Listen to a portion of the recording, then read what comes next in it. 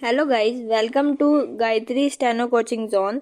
हमारे चैनल पर आपको मिलेंगी हिंदी और इंग्लिश की डिफरेंट स्पीड की डिक्टेशंस। अगर आपको हमारा चैनल अच्छा लगे तो लाइक करें, कमेंट करें, वीडियो को शेयर करें और चैनल को सब्सक्राइब करना ना भूलें। सो गाइस, आइए अब हम स्टार्ट करते हैं अपनी डिक्टेशन, जिसकी स्पीड होगी 80 वर्ड्स पर मिनट। 2, 1 स्टार्ट।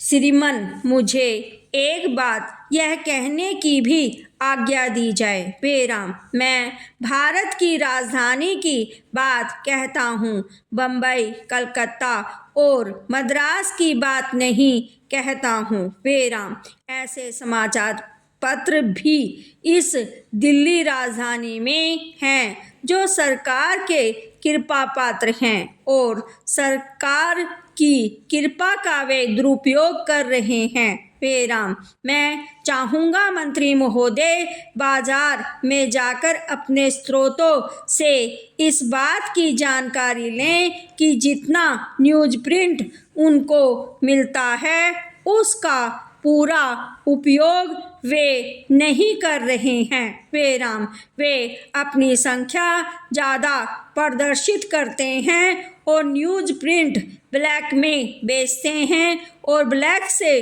दूसरे समाचार पत्र उसी न्यूज़ प्रिंट को खरीदते हैं। बेराम, जब सरकार की नाक के नीचे दिल्ली में इस प्रकार की घटनाएं घट रही हैं तो दूसरे बड़े नगरों में इस प्रकार की घटनाएं नहीं घट रही होंगी।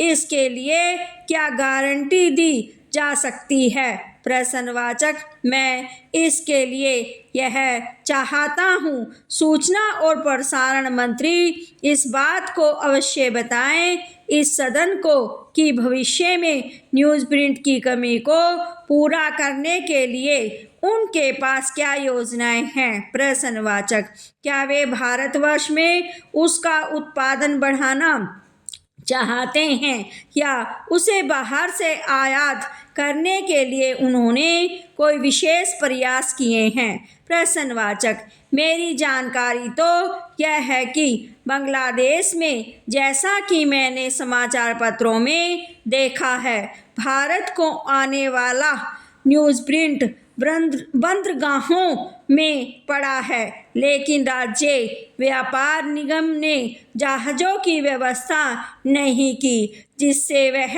न्यूज़ प्रिंट यहां आ सके और समाचार पत्रों को दिया जा सके। बेराम, इस बात की जांच विशेष रूप से होनी चाहिए। बेराम, पहरा, एक बात मैं आकाशवाणी की स्वतंत्र अभिव्यक्ति के संबंध में कहना चाहता हूँ। बेराम, आकाशवाणी की एजेंसी नहीं, देश का प्रतिनिधित्व करने वाला संगठन है, लेकिन कुछ दिनों से आकाशवाणी की जिस तरह की स्थिति बनती जा रही है उससे लगता है कि स्वतंत्र विचारों की अभिव्यक्ति का यह माध्यम भी अब धीरे धीरे सरकार के विचारों की अभिव्यक्ति का माध्यम बनता जा रहा है। बेराम, परिणाम क्या है? प्रश्नवाचक, मैं चाहूँगा कि गुजराल साहब इस बात को बताएं कि वह वास्तविकता है या नहीं।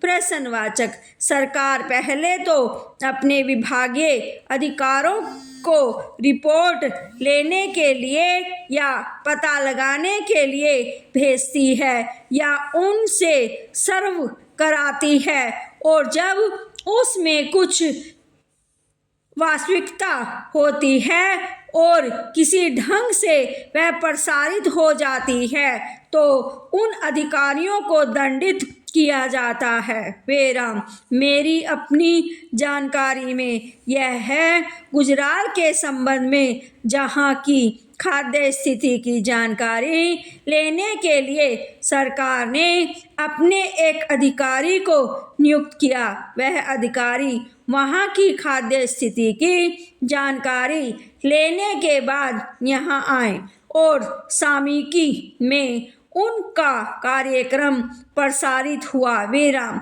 स्पॉटलाइट में भी वह प्रसारण इस देश के खाद्य मंत्री को बुरा लगा कि रेडियो से इस प्रकार वहां की खाद्य स्थिति के बारे में क्यों प्रसारण कर दिया गया। प्रश्नवाचक। मेरी जानकारी में कैबिनेट की पॉलिटिकल समिति में भी वह बात गई और वह अधिकारी आकाशवाणी में नहीं रह सका और उसे हटा दिया गया। विराम।